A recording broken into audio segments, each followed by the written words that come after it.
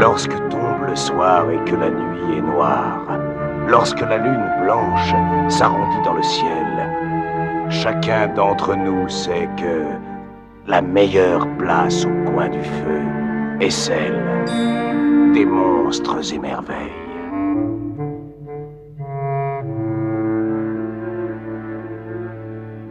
D'après un ancien conte allemand, les trolls sont vraiment les dernières personnes qu'on voudrait avoir pour amis. Ils sont repoussants. Les trolls ne peuvent même pas se supporter entre eux. Le troll de cette histoire eut une fille et elle s'enfuit immédiatement de chez elle. À sa place, le troll prit une orpheline, une jeune fille qui devait prendre soin de lui.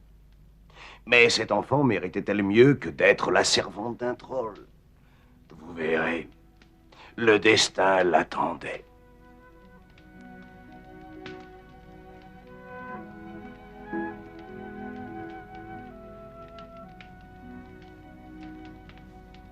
Donc, Anya n'avait ni père ni mère, et le troll lui servait de parrain. Alors elle lui obéissait aussi cruel qu'il fût. Mais l'une des choses que les trolls ne supportent pas, c'est l'obéissance. Naturellement, si elle n'obéissait pas, malheur à elle. J'aurais dû vous le préciser, les trolls sont sans cesse en contradiction avec eux-mêmes. En tout cas, lorsqu'ils se contredisaient, le troll se servait d'un gros gourdin. Oh, quel son affreux faisait ce bâton lorsqu'il sifflait dans l'air avant de frapper le dos de la fillette. Bleu, bleu et rouge était son dos sous les coups de la contradiction. Je m'en vais au dehors. Tu trouveras dans ces sacs 20 livres de duvet et de plumes. Ébarbe-les et emballe-les avant que je revienne. Oui, mademoiselle.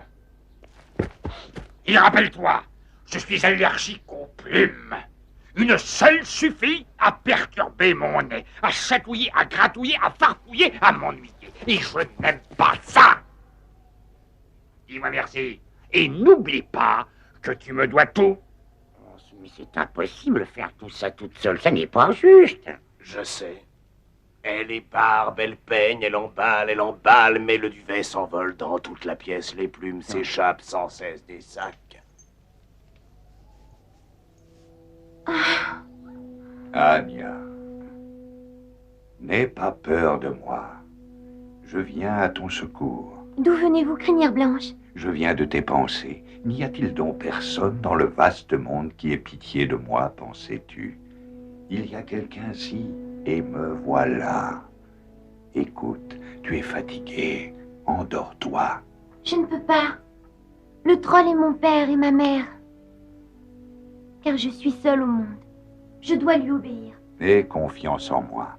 Dors. Ainsi convaincue, Anya s'allongea sur le sol et s'endormit. Et quand elle s'éveilla, quelle surprise, mes amis, quelle merveille!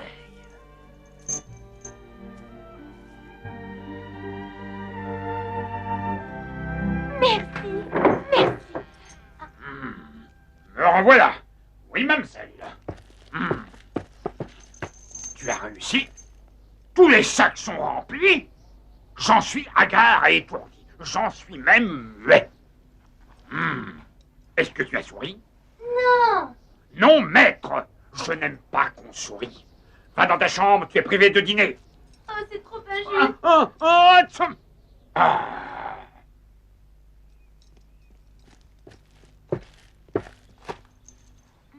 Réveille-toi, lève-toi. Je veux te donner un nouveau travail.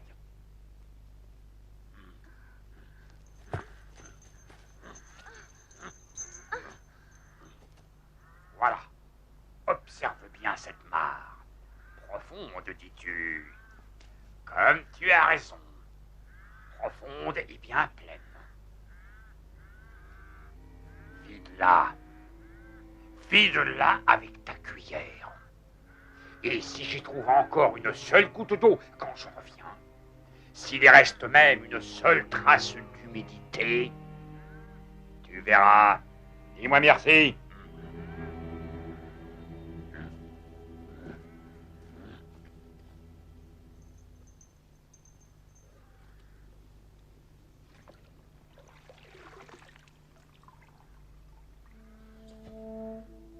Anya, Ah, crinière blanche, ma cuillère est pleine de trous. tu es fatiguée, ma gracieuse. Allonge-toi et repose tes beaux yeux. Non, je n'ose pas, car mon parrain le troll me battra avec son terrible gourdin. Allonge-toi. Et le lion s'approcha de la mare, et il but tout son content. Et bien avant le coucher du soleil, la mare était vide. Ah, me revoilà. La mare est-elle sèche? Oui, Oui. Oui, elle l'est. C'est épouvantablement exaspérant. Est-ce bien évident?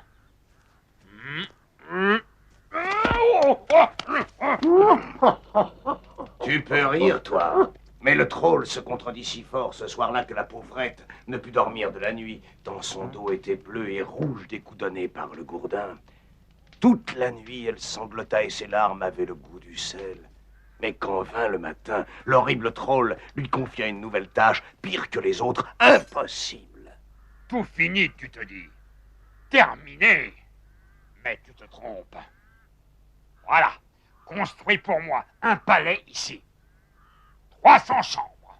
600 pièces. Prêtes au coucher du soleil, mamselle. Les heures passent, elle n'a pu ébranler qu'un seul roc de quelques pouces. crinière blanche. Mais toi-même, cette fois-ci, tu ne saurais m'aider. Il me faut construire un palais avant la nuit, rempli de chambres et de richesses. Tu es lasse, ma précieuse. Va, repose-toi un moment. Je ne peux pas, je n'ose pas. Dors, repose. Cette fois encore, elle s'endort allongée dans l'herbe tiède. Mais rêve-t-elle? Quelle magie!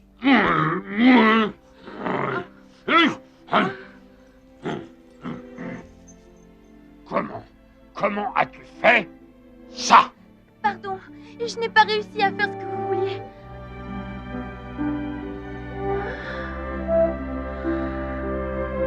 Comme il est beau. Oh, dis-moi, le palais est ici, mais Anya ne l'a pas construit.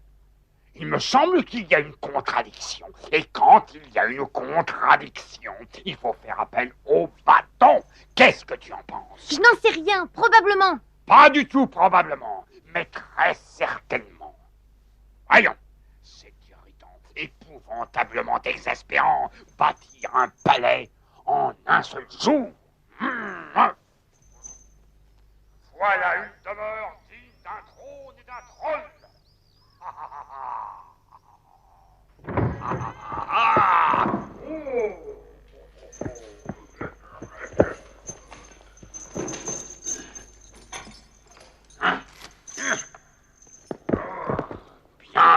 Bien, du poulet, c'est bien.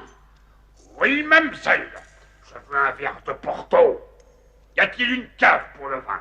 Va voir si tu en trouves. Et c'est cette porte. Je ne peux pas l'atteindre.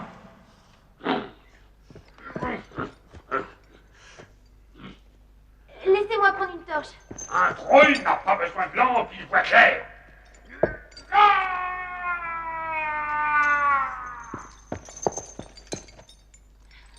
Oh, crinière blanche!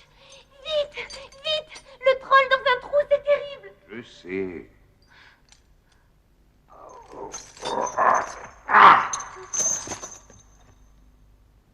Pauvre troll. Ni père, ni mère. Il était nos parrains. Ah, pauvre petite précieuse, mais méchant et cruel. J'ai bâti le palais, et c'est moi qui ai posé cette porte. Bah, tant mieux, je le détestais, moi, ce troll. Il était mauvais, il était affreux. Oh oui. Et alors, raconte. Alors notre fillette a un palais pour elle toute seule. Et quelle transformation! Pour la première fois dans sa pauvre vie, Anya ne se reconnaît plus elle-même.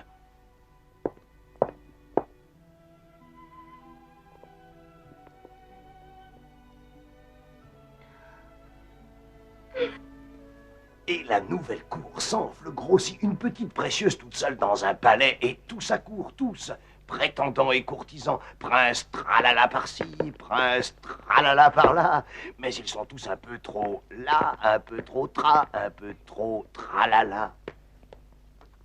Une année s'écoule, jusqu'à ce qu'un matin, la princesse se penche en soupirant à sa fenêtre et... Oh, qu'y a-t-il?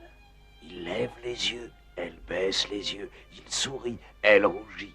Un soupir léger comme un baiser, il se l'échange. Et tout à coup, elle demande des fleurs. Elle en exige partout. Des fleurs pour sa chambre, des fleurs pour ses cheveux. Et peu à peu, les sourires se changent en mots. Les mots se changent en silence. Et les silences en baisers. C'est l'amour. Elle est amoureuse d'un jardinier? Pourquoi pas? Elle est une servante devenue princesse. Pourquoi le jardinier ne deviendrait-il pas prince? Tu es ma promise. Si je le suis, alors ne laisse personne d'autre embrasser cette joue. Jamais. Au grand jamais. Jamais, dit-il, au grand jamais. Mais écoutez-moi, ils sont là aux aguets, peines et pleurs, chagrin caché, douleur. Pourquoi? Qu'est-ce qui se passe? Est-ce que le troll va revenir? Oh non! Non. Enfin si, enfin d'une certaine manière. Oui, il revient. Le jour de leur noces approche enfin. Le bien-aimé s'éloigne un matin, il doit se rendre au village, il doit voir plusieurs personnes, son tailleur et son barbier et le cordonnier. Tout pimpant il veut être. Tu ne viens pas? Non. J'ai mon trousseau à coudre. Il ne faut pas que tu le vois. Mais je compterai les minutes jusqu'à ce que tu reviennes. Et elle compte les minutes, elle compte jusqu'à l'heure où les lampes s'allument. Alors elle compte les heures, mais la peur s'installe en son ventre. Elle compte les heures jusqu'à ce que se lève le jour. Alors elle compte les jours, et ses larmes qui coulent. 1, 2, 3. Mais enfin, où était-il? Nul n'en savait rien. Anya sécha ses larmes. Et elle partit seule en quête de son amour. Mais un jour, elle se trouva dans la neige, perdue, seule, égarée, abandonnée, désespérée. Anya, Sans dire un mot, le lion prend Anya sur son dos et il part au-delà de la neige. Il va si vite que rien ne le rattrape, que rien ne peut le suivre, ni larmes, ni chagrin. Au-dessus des grottes, au-dessus des falaises, au-dessus des glaciers, jusqu'au bout de la terre. Là s'étend une ville. Et là, il la dépose.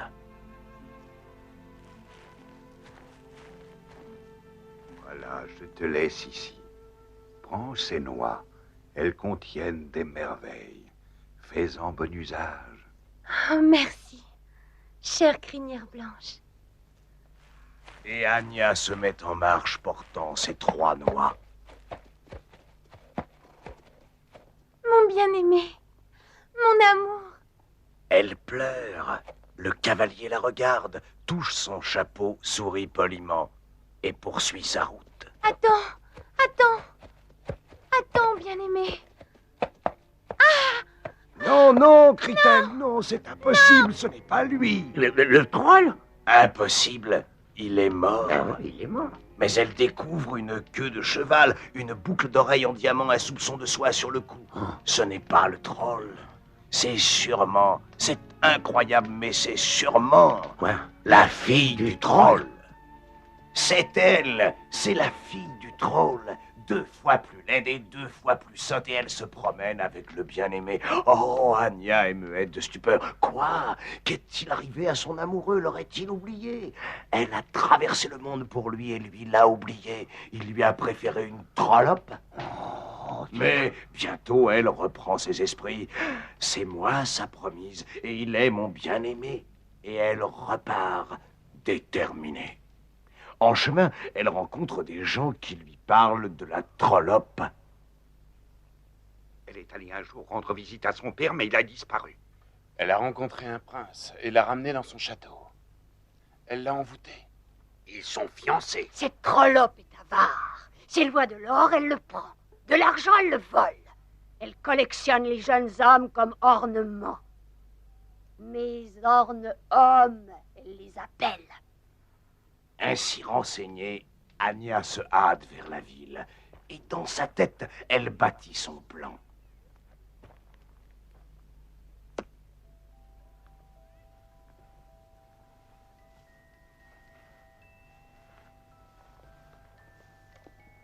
Hé!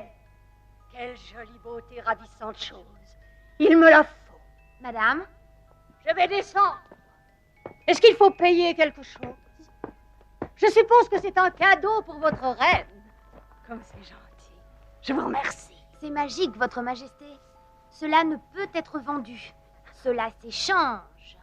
Échange. Contre quoi? Sois plus explicite. Une nuit avec votre fiancé. Avec mon nouvel orne-homme? Quelle audace! Alors il vous faut garder ce qui est à vous et moi ce qui est à moi. De la soie. Bonsoir, Votre Altesse. Oh non, non, ne pars pas, ne pars pas! Une nuit avec mon orne-homme. Mais c'est le plus exquis de tous, tu sais. Quelle générosité de ma part si je te le prête pour une nuit. Bon, d'accord. Oui, oui. Le marché est conclu. Cette nuit, la promise sera avec son bien-aimé.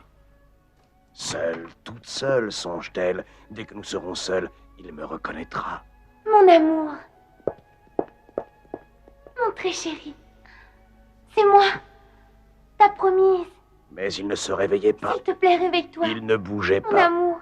Comment l'aurait-il pu? La coupe à son chevet était vide et le vin qu'il y avait bu était rempli d'une herbe de troll, puissante, terrible, qui le garderait endormi jusqu'au matin. Qu'aurait pu dire la jeune fille? Le marché avait été tenu. Une noix perdue. Mais a-t-elle le choix? Non, elle essaye à nouveau.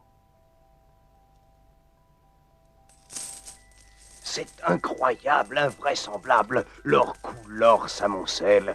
Et la trollope n'en croit pas ses yeux. Je n'en crois pas mes yeux. Vite, vite, la trollope exige l'échange. Et voilà une nuit de plus. Une nuit avec le bien-aimé échangée contre un trésor. Mais cette nuit encore, la même histoire. Mon amour. Chuchote la promise. Mon bien-aimé. Mais en vain. Pauvre prince ensorcelé, ses jours sont vagues et ses nuits sont sans rêve. Demandez-lui un peu à quoi il pense, que répondra-t-il?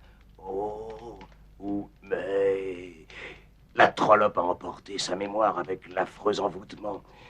Et il n'a pas entendu sa bien-aimée chanter la nuit dernière ni pleurer ce matin. Oh, dit-il, mais les prisonniers savent, leurs yeux brillent et brûlent, leurs oreilles sont fines et bien ouvertes, ils ont entendu le tintement de l'or, mais aussi les lamentations de la nuit. Et le jour suivant, dès que le prince apparaît sur les remparts, il l'appelle. Votre Seigneurie, comment pouvez-vous dormir alors que chaque nuit la beauté chante près de votre couche? Bien-aimée chante-t-elle, et mon amour? Ta promise, crie-t-elle. C'est moi ta promise. Quand entendez-vous ces cris? Mais toutes les nuits, toutes les nuits. Il n'a rien entendu, lui. Qui est-elle, cette promise? Il ne comprend plus rien, plus rien. Car, voyez-vous, il dort tellement profondément. Soir après soir, il boit sa coupe et il s'endort tellement profondément. Comme je suis impatiente d'avoir un nouveau jouet. Fais voir. Montre-moi. Si admirable, si agréable. Il me les faut. Le marché est conclu. Cette nuit-là, Anya vient prendre sa veille. Mais cette nuit sera la dernière.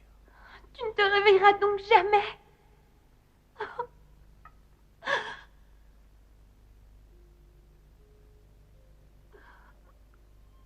Ne pleurez pas. Quoi? Quoi? Mon amour. Non, pas là. J'ai promis, comprenez-vous? Pas sur cette joue. À moi. C'est à moi que tu l'as promis. Elle l'embrasse et l'enchantement est brisé. Ses yeux s'ouvrent, ses souvenirs accourent, sa mémoire revient. Un tendre baiser, une bouche si douce sur sa joue, une bouche aussi douce. Ma promise. Il murmure. Ma promise. Et au même instant, dans les entrailles du château, d'étranges choses se passent, très étranges.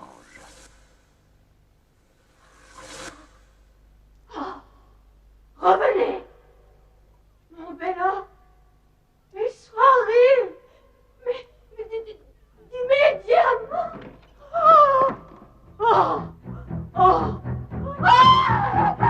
Trop tard, évanouis, ils sont partis les amoureux envolés, ils rentrent chez eux ensemble. Rattrapez-les, reprenez-les vite. Et dans sa rage, la trollope les rejoint presque. Plus près, elle va forcément les rattraper.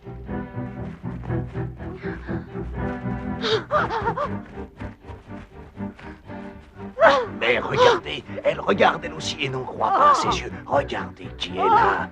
Et hop, il l'enfourche, et le lion les emporte, et passe en impossible course, ravins et rivières, glaciers, forêts, montagnes, torrents, sources, et voilà, ils arrivent. Ils ont réussi. Oui, ils ont réussi. Merci, Crinière Blanche. Et vite, ils verrouillent la porte, reprennent leur souffle. Ils allument un feu, se racontent leurs histoires, et entre chaque mot, une étreinte, entre chaque mot, un baiser. Et le lion secoue fièrement sa belle crinière et s'en va sans bruit, les laissant à leurs amours, mais non sans accomplir une dernière tâche. Laquelle? Eh bien, qui avons-nous oublié? La trollope. Où est-elle? J'en sais rien, moi, probablement 1000 fois plus loin, derrière forêt et torrent, glacier et montagne. Non. Au moment où la promise et son bien-aimé s'installent pour dormir, elle arrive au palais. Elle entre, elle renifle, elle les cherche, narines palpitantes, narines en alerte. Elle prépare sa vengeance. Ici, lui dit son nez. Et oui, bien sûr, elle entend leur voix claire et joyeuse. Juste derrière cette porte.